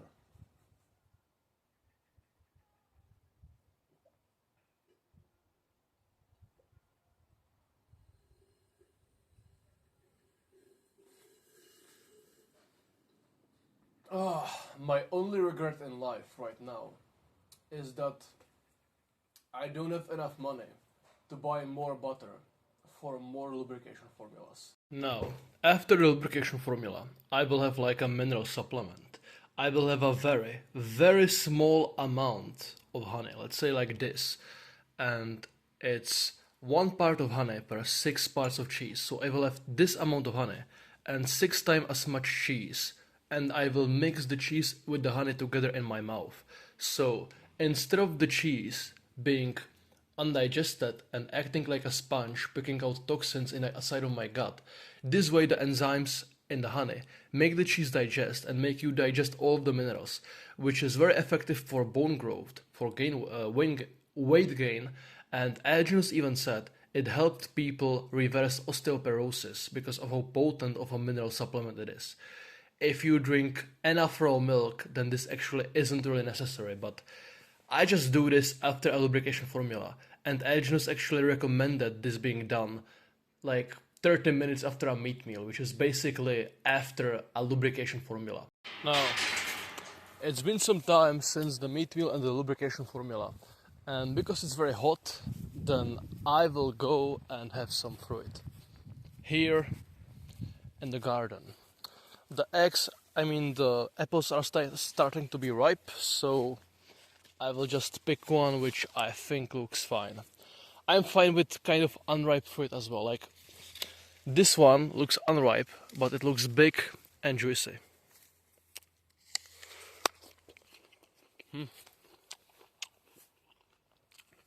A little too unripe, but honestly it's fine. Unripe fruit is better because it has more digestive enzymes and less sugar. But anyway, with fruit. In winter, I would actually probably not eat fruit because in winter, when there is lack of sunlight, I'm getting a bunch of acne from any and all sugar, so I wouldn't eat fruit. Even honey in the winter. But in middle of the summer, even spring, I will eat local fruit wherever I am. If there is local fruit somewhere, I will be eating it. I will be standing next to the tree where it's growing, and I will be eating it. Not a lot, not all day, but I will eat like 1, 2, maybe 3 apples a day, then some pear, whatever. Whatever fruit is growing, that's what I'm eating. I do eat non-local fruit, but not often. Maybe I will buy like an unripe pineapple once in a while because it's extremely good for your digestion, and if for example you are nauseous after eating fat and you eat some raw unripe pineapple, it will make you not nauseous because pineapple is extremely beneficial for you. And even though it's not local and you don't live in the tropics and there might be some issue with a non-local fruit from the tropics, then if the fruit has some use like pineapple, or you need some remedy from Aajonus Wonder Plants with some specific tropical recipe, then doing that remedy and using the tropical fruit is worth it. I wouldn't, for example, eat tropical fruit in middle of the winter. That's overkill. I don't want to be eating fruit which grows in a UV14 when I'm in UV1 or UV0. That makes no sense, and I can understand that it doesn't make biological sense to eat it. But if I'm in middle of the summer, and it's not very hot right now, but if it's like over 30 degrees and I'm sweating my ass off and I'm extremely warm, then I have absolutely no issue with eating tropical fruit even though it's not local. I mostly eat local fruit, but I have no problem with tropical fruit in the middle of the summer. In the middle of like spring, autumn or winter, I will probably pass on tropical fruit and only eat what's local, or no fruit at all. But now it's summer, stuff is growing, I'm going to eat what is growing in here, and sometimes I might not have any fruit. Sometimes I might have a pineapple, or orange, or mandarins, or something watery to cool myself. So yeah, it really depends. It really depends what kind of fruit I'm eating or if I'm not eating. It's basically just about if it's summer or winter and if there is fruit growing around me, or if I just happened to have bought some fruit which I like to eat, which is from the tropics. I'm very liberal about fruit if it's summer. That's my point. That's my point. I'm not strict. I don't eat one fruit a day or more or less. I just randomly eat fruit because for pleasure basically. I eat fruit for pleasure. Let's say eating tropical fruit like pineapple is not healthy because it comes from different environment and gives you more deuterium than the UV light in Europe can make you able to get rid of. It doesn't fucking matter. Like you eating non-tropical fruit in middle of the summer when it's hot as fuck anyway, it's like 3 out of 10 issue. While eating like ice cream full of seed oils is like 10 out of 10 issue. So I absolutely don't care about eating fruit which is not local because it's like, no, it's not even 3, it's like 2 out of 10 health issue. It's not an issue at all. Your body can handle it and it's healthy basically. It's healthy. I don't care about it. And if it's middle of the winter, then it's a different story. Then in middle of the winter I can see why you wouldn't eat tropical fruit if you don't need it for a specific remedy, like pineapple for fat digestion. But it's summer right now, and I'm not even eating tropical fruit here. I'm eating a fucking apple, which grew in my own garden. So yeah, that's what I'm eating. Now, Aajonus Wonderplants would tell you to eat it together with some raw fat. I would usually do it as well. I will drink it with some raw eggs. I mean, raw milk, not raw eggs. Here is a pro tip. If you eat raw fruit together with raw eggs alone, you will have a bunch of gas and farting, basically, a bunch of bloating, because, I don't know, the raw egg proteins combine with the fruit and give you like bloating because of some detox or something. So you need to be eating fruit together with like dairy fat, like raw butter or raw cream or some, let's say, raw milk. But I don't have raw milk right now, so I just eat it with nothing, because I don't have raw fat source, so I just eat it alone by itself. But at least I eat it in sunlight, and sunlight, as I told you, makes you burn sugar more and makes you not digest, you can digest fruit fine. It makes you able to use the sugar and burn the sugar more effectively if you eat it in sunlight. So the same way you want to eat fruit together with fat, which I can't right now because I don't have fat, then the same way you want to eat fruit and any sugar in sunlight so that you can burn the sugar better. So that's about it. Fruit. Do you see the fucking irony? You water the grass so it grows, and then you cut it so it stops growing. That's so fucking stupid. I fucking hate most people's backyards. Like, you water your backyard so it grows in there and it's green, and then you cut it so it doesn't grow there and it's not green. Like, have you realized, like, okay, this is a fucking football field, I can get it. But most of people's backyards fucking look like that. You do realize that when you cut all of your backyard grass down, that there are no flowers left for the bees to pollinate and to survive with. Like, if you cut down grass in your backyard, then you absolutely fucking hate life. You hate flowers. You hate little cute bees, and you hate honey. If you cut down your lawn, you are an evil person, and you are saying, look, I want there to be no grass. I want there to be a fucking desert. That's what you are doing if you are cutting your lawn. And at the same time, you are wasting gas, which the money for the gasoline you could use for something else. At the same time, you are wasting time and energy, which you could spend by doing something more productive than destroying life and flowers and pretty bees. And you... so funny. And you are by cutting your lawn. What was the third thing? Yeah, most importantly, you are ruining everyone's fucking day and making everyone fucking hate you when you cut the fucking grass. People don't tell you, but whenever someone hears you cut down grass, they fucking hate the noise and they want you to stop. Fuck you if you cut your lawn. Fuck you, I fucking hate you, sorry. It's so disgusting. Like, look at this. Especially in the dry summer, you just want it to turn into fucking desert, I guess. Like, it's not even going to grow further if there is no rains for like weeks.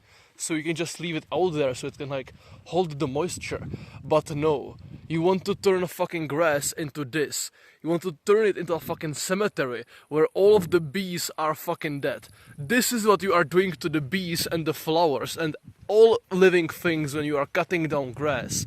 Fuck you. Fuck you. It's so disgusting. Stop cutting your fucking lawn.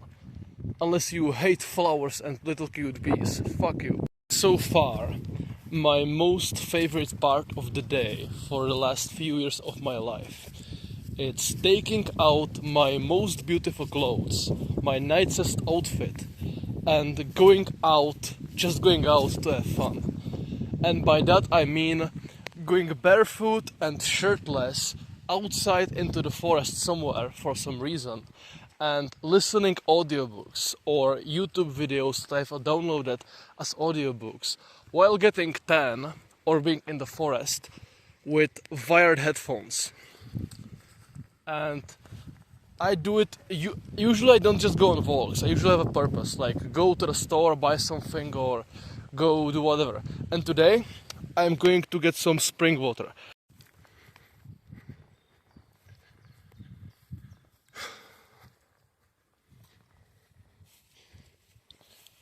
People who were like, wow, this is beautiful, when I posted a bunch of footage of me driving around in the middle of grey villages. You should look at this. Now this is what I call beautiful. And it's not even the peak. Oh guys, look, this is so weird. Why is there a giant stone swastika in the middle of the woods? Like, wow. Who put it in here? Like, I have no clue. How could this giant stone swastika just appear in the middle of the woods? I absolutely don't know, guys. It's such a mystery, wow. It must have been the aliens or something. You know, these blonde ones who like look at you like this. It's so weird, guys. I'm getting shivers. I should get out of here. I really don't know like who put it here. Crazy. What a coincidence that I just happened to walk past it. You know, I actually remember when I used to walk this path together with my father and my family and my siblings quite a lot, very often. When we lived together in here. And damn, I kind of miss it. And I feel really sorry for people who don't have memories of regularly walking outside in the forest and picking mushrooms or something with your family. Like, that's such a fundamental human need, to walk outside with your family in nature and pick mushrooms or something. And yeah, I don't know how culturally widespread is it outside of Czech Republic, but in Czech Republic everyone just fucking picks mushrooms. Like, it's so common. Like, if you call someone like, hey, how is the work project going or something, they will be like, sorry, I can't, the mushrooms started growing, and your boss will be like, okay, acceptable, here's a vacation, go pick mushrooms. Sorry, I didn't mean to interrupt. It's normal just to go and pick mushrooms all the time. So yeah, that's what Czech families do in the forest together. And I think it's completely crazy to like live somewhere where you don't go to the forest with your family as a child. And I sincerely hope that you can give that to your children at least once. When I leave Czech Republic, it's likely that I won't even probably miss the language that much. It's possible that I will not miss the people. It's possible that I will not miss my mother and father. It's possible that I will not even, I don't know, miss all of the landscape, but I will miss this spot. Probably not even this forest, but this place, this liminal space between that bunch of trees and a bunch of trees up there. This road, where it shapes like this, in this space, with this view, where I gaze at the horizon quite often, while doing DMT releasing breathing exercises, and realizing a lot of stuff about this reality. This place. I want to remember it forever.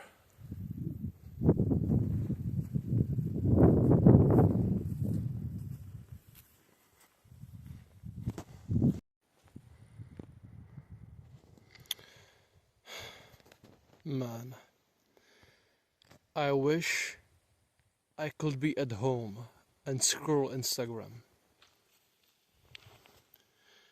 At this very moment, I could be sitting at home in some flat, while my parents are watching some TV, which they are not even watching, and just randomly noisy in there, and be in artificial blue light, and whatever, and scroll on Instagram. But instead, I'm here. Bro, I wish I would be watching an Instagram reel right now, instead of seeing, wow. Like, imagine people, poor people in the village, in the countryside, do this instead of scrolling Instagram. Well, I wish I could be my friends living in the city, who are eating their breakfast while scrolling Instagram and watching a YouTube video at the same time. Bro, I miss Instagram so bad, wow. Do you see now what you are missing out on? This isn't a trip that I've been backpacking for and like getting my stuff ready and saving money up for months, which I do once a week or once a month or something like that. This is a fucking forest I have in my fucking backyard, which I go through every single fucking day if I want to, just to get my water instead of like I get thirsty, and then instead of like getting tap water, I just go here. Like, imagine getting thirsty, and then instead of getting tap water, just going into your backyard to this forest to get spring water and going through this. Just randomly, like, yeah, I randomly just go on a walk and then randomly decide to go here. And it takes like 30 minutes at most to get here, probably like 20, maybe even 15, bro. Yeah. Like, I'm so fucking privileged. Thank God. If you live somewhere else than in countryside where there are forests, then you need to move, honestly. I will give up my diet probably to be able to live somewhere like here. Go on Workaway or go on Facebook and look on farmers who are looking for people to live at their farms. Whatever you are studying or wherever you are working, if you need to live in a city and you don't have this in your backyard, your life is worthless. Yes, it is. Unless your life is beautiful, it's not worth living. So, ignore health, ignore whatever the fuck you are eating, ignore whatever, just move out in the countryside and live in a place that looks like a fucking fairy tale. Because when you are on your deathbed, you will not think about the lubrication formulas you have drunk, or about the sunrises and blue light blocking glasses and whatever the fuck.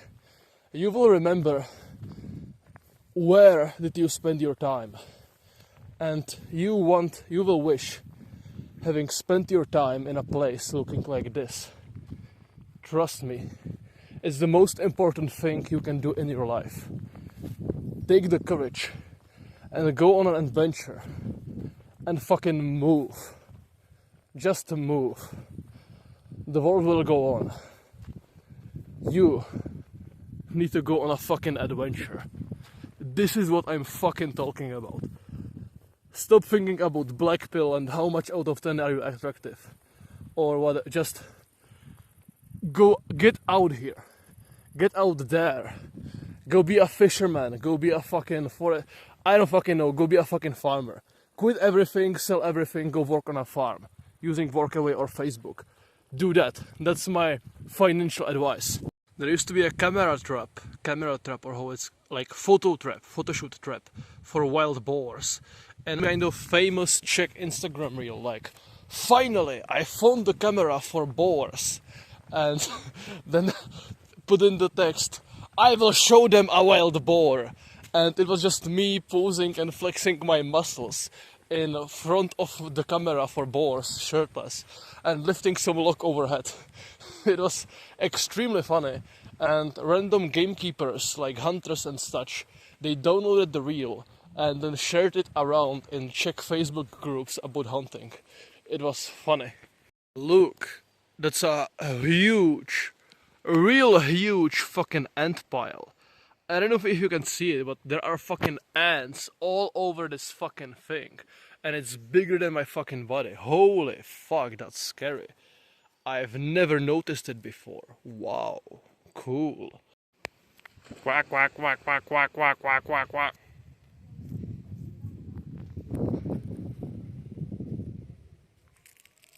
These kids recognized me and said I look like Thor. And they were like, whoa, that's the guy who's riding the bus with us, whoa.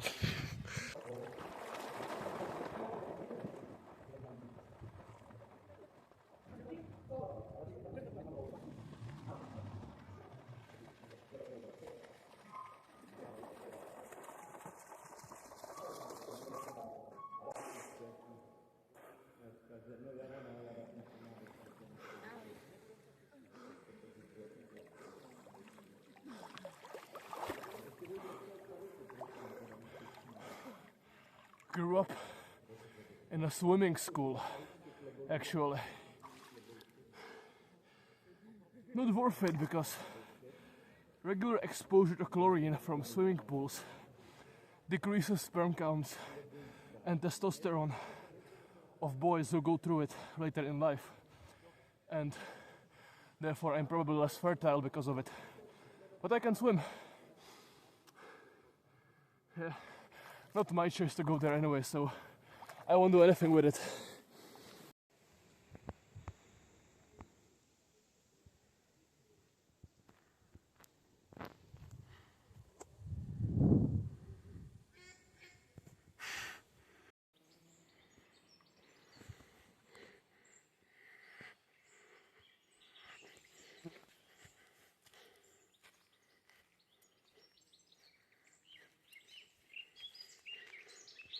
My life is to the equal part as importantly about me doing this and walking in places like this for the last 5 years.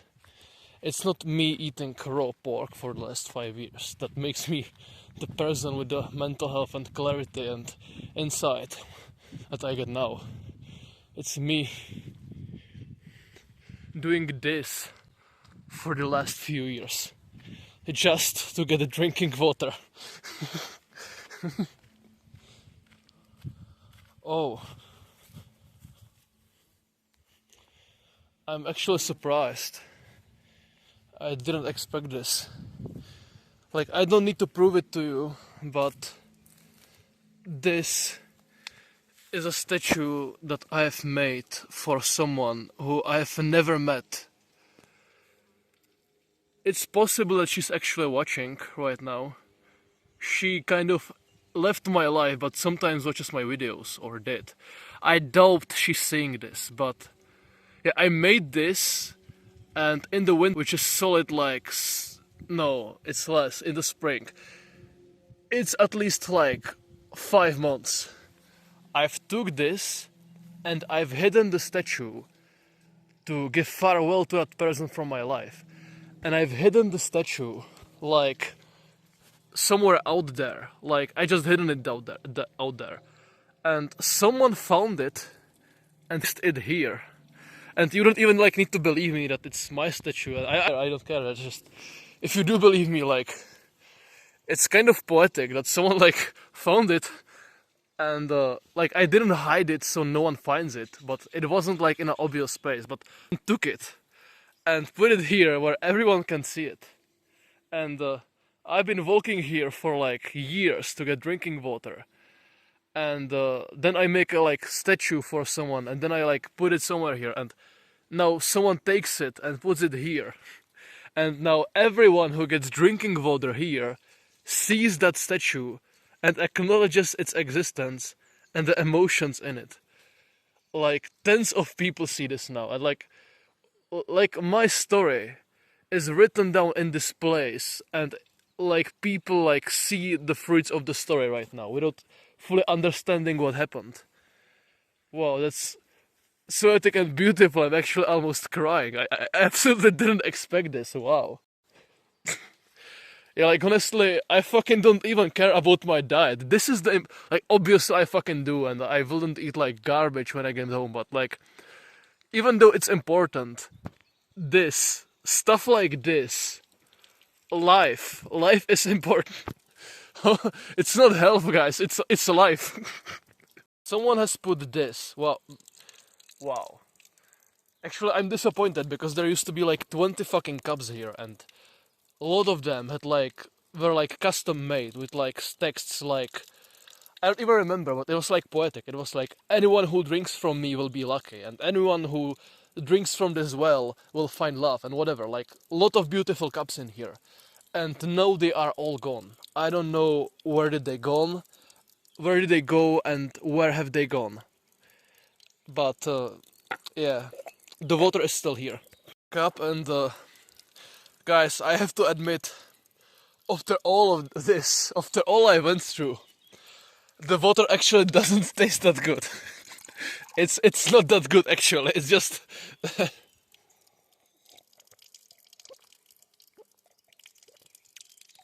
like, to be honest, the well water we have at home probably tastes better than this. I always keep my glass intentionally dirty so it has more probiotics and ferments.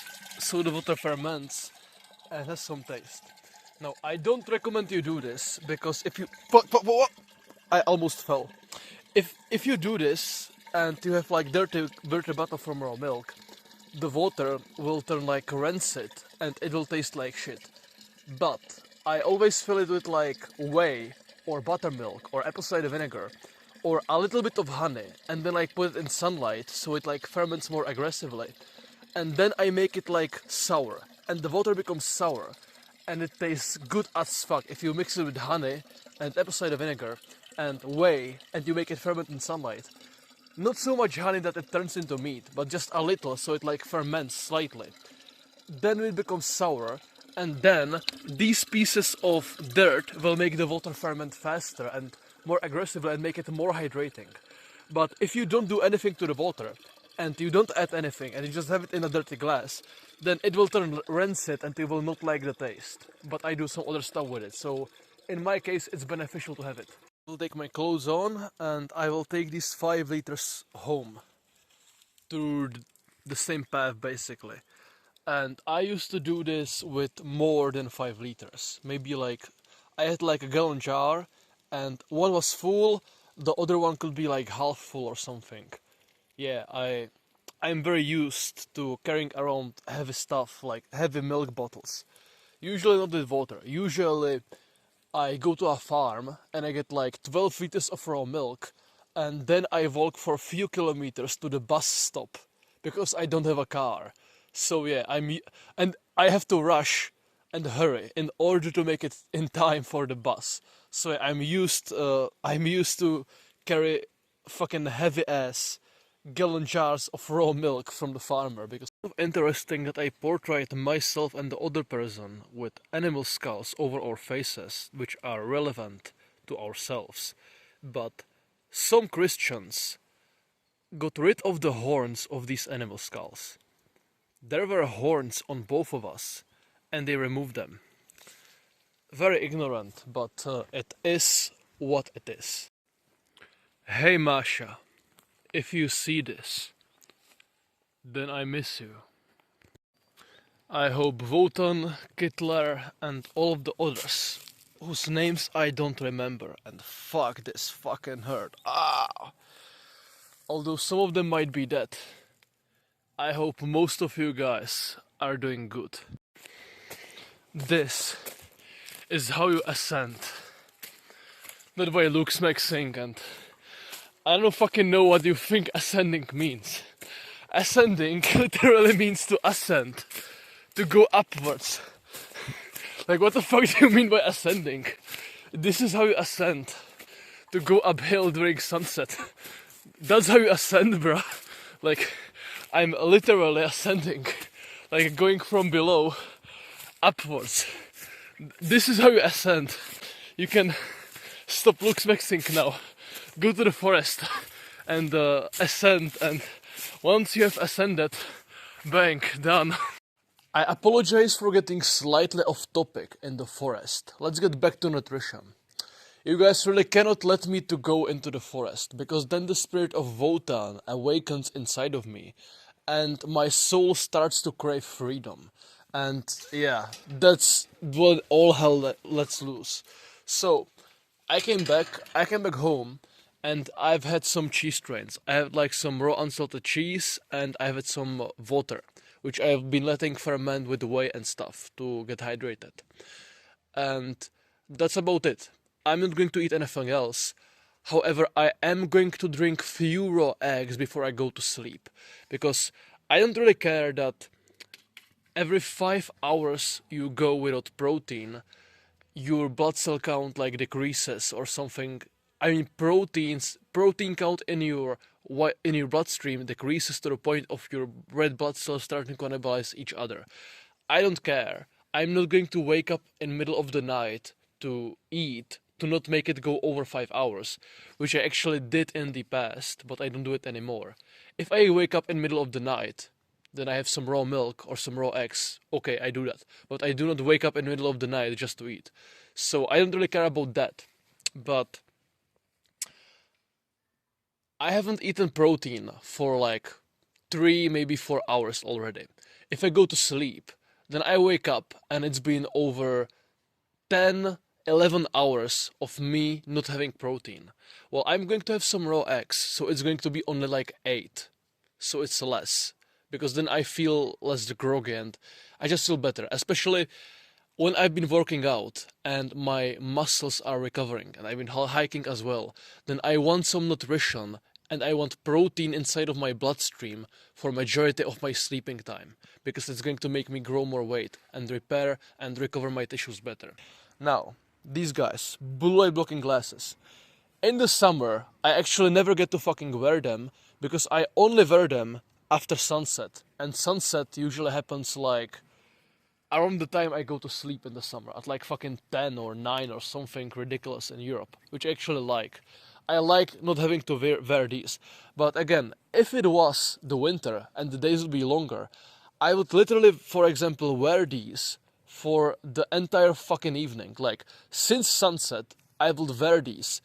My fellow European compatriot, eat raw meat, get tan, and move to the fucking countryside so that you don't rot in a grey fucking city. Cuddling with dogs to imitate having children. Now, what I do before sleep, and I absolutely do recognize how absurd it is to just take your fucking blanket, throw it on the ground in the fucking backyard and sleep there. Like, not even a sleeping bag or a mattress or a mat and sleeping in a sleeping bed outside in the garden. Okay, no. I just went into my bedroom, took my fucking blanket, threw it on the fucking backyard and decided to sleep in there. I absolutely do. I do see how fucking absurd it is. But it just so happens that it's convenient and comfortable for me, so I just happen to do that. And yesterday, actually, it was the first time I did this in the backyard. Before I did it in the garden, but there is too many ants in there, and it's not pleasant, and I'm probably not going to do that anymore. And maybe if it's too cold in the future, I will go back in. I will definitely go back inside in the autumn. Yes, but for now, I will do this for a while. Now, what I do before sleep, my routine is that I read my dreams. I read the dreams which I've had the previous night because the first thing I do when I wake up is write down my dreams inside of my notes on my phone. Then I read them before I go to sleep. After I read these dreams, I either go watch the sunset or the twilight or the starry sky, and I take this bad boy, and I chant some religious mantras, usually in Sanskrit. And after that, which I'm not as so consistent at, I meditate, which is very pleasant and it makes me experience very interesting things inside of my mind, and it's a fun aspect of reality that I like to experience.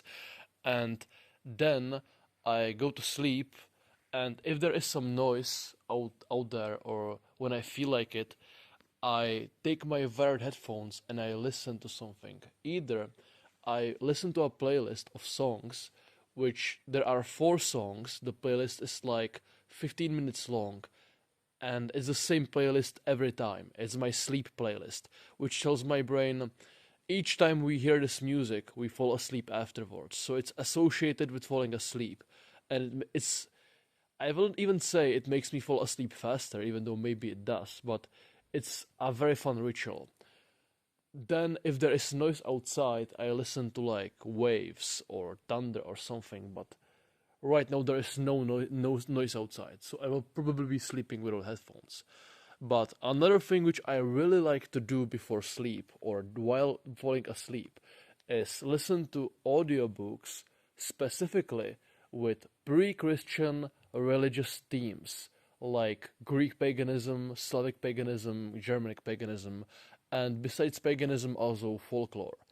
I've listened to an entire audiobook of Greek myths and legends in my own native language, which was very cinematic. It had some music in it, and it was absolutely beautiful. It had like 2 voice actors, and until end of my days, I will remember the period of my life when I've listened to that book like 20 minutes at a time while falling asleep. Before I fell asleep, listening to that, I found it very beautiful, and now I want to listen to like audiobooks about folklore of Europeans or about religion and topics like that while I'm falling asleep, while my brain is the most malleable and vulnerable in order to program myself with the way my people did think in the past or something like that. Like I would maybe I would listen to like Aajonus workshops to fall asleep, maybe. But I wouldn't listen to YouTube videos, or I will probably listen to some fiction if it's like beautiful and adventurous and whatever to fall asleep. Or sagas, but that's religious. It's not religious, but it's about like Viking sagas. That's about the way my people used to live. That's identical to religion to me. But you understand my point. I will, since I'm so malleable, everyone is so malleable, and your brain is in theta state while falling asleep, and stuff you go through in your brain in theta will manifest more in your life. Then I want to brainwash myself during that time with audiobooks about gods and heroes and archetypes and stories and my people and beauty and strength and triumph and light and stuff like that. I do not want to.